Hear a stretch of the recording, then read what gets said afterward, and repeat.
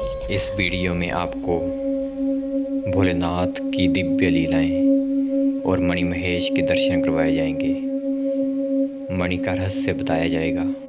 अगर वीडियो अच्छी लगे तो चैनल को सब्सक्राइब कर दें और भोलेनाथ के द्वारा एक लाइक जरूर कर दें और अपने मित्रों को यह वीडियो जरूर शेयर करें ताकि भोलेनाथ की कृपा आप पर बने रहे। क्या महादेव सिर्फ कैलाश पर्वत पर बसते हैं? नहीं, पौराणिक कहानियों में महादेव का एक और निवास स्थान बताया गया है। हिमाचल प्रदेश के बर्फीले पहाड़ों में समुद्र से 18,000 फीट ऊंचाई पर स्थित एक पर्वतीय झील है जिसे कैलाश का नाम दिया गया है। हिमाचल की पीर पंजाल की पहाड़ियों के पूर्वी हिस्से में तहसील भरमौर में स्थित है प्रसिद्ध मणि महेश तीर्थ का बड़े ही सुंदर शब्दों में वर्णन बताया गया है, जो कि इस प्रकार से है।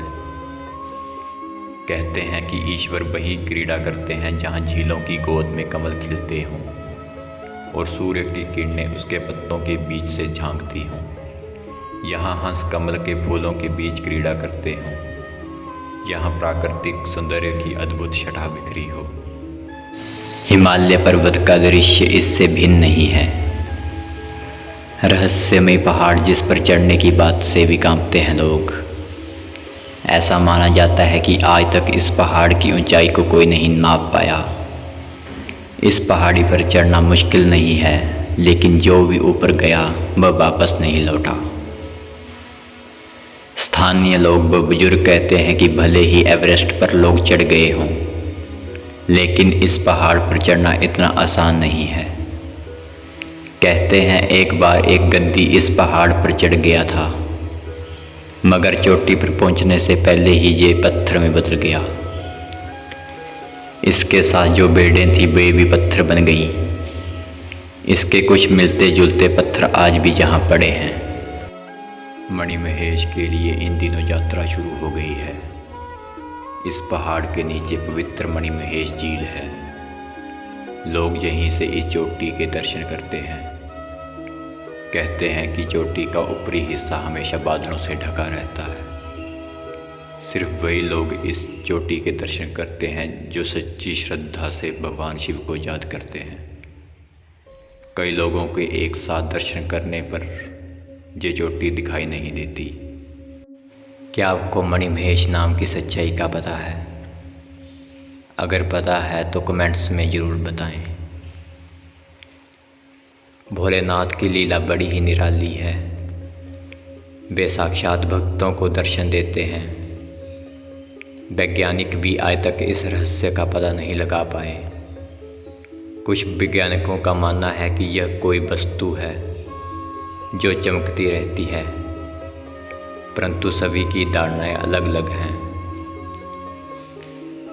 पौराणिक मान्यताओं के अनुसार भोलेनाथ इस पर्वत पर शेषनाग की मणि के रूप में विराजमान है, जबकि देवी पार्वती यहाँ गिरजा के रूप में बसती हैं।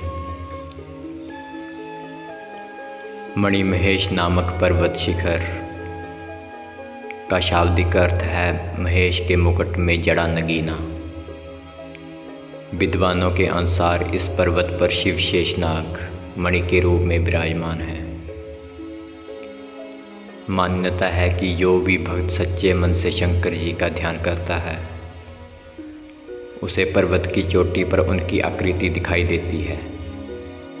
इस अद्भुत दृश्य के दर्शन करने से लोगों के कष्ट दूर होते हैं।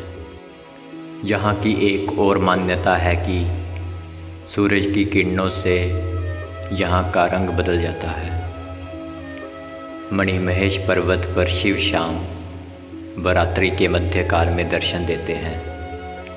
सूर्यास्त के समय जब सूर्य की किरणें पर्वत के शिखर पर पड़ती हैं तब पूरा दृश्य स्वर्णिम हो जाता है। यदि मौसम साफ रहे तो भक्त पर्वत की चोटी व उस पर विराजमान शिव को देख सकते हैं।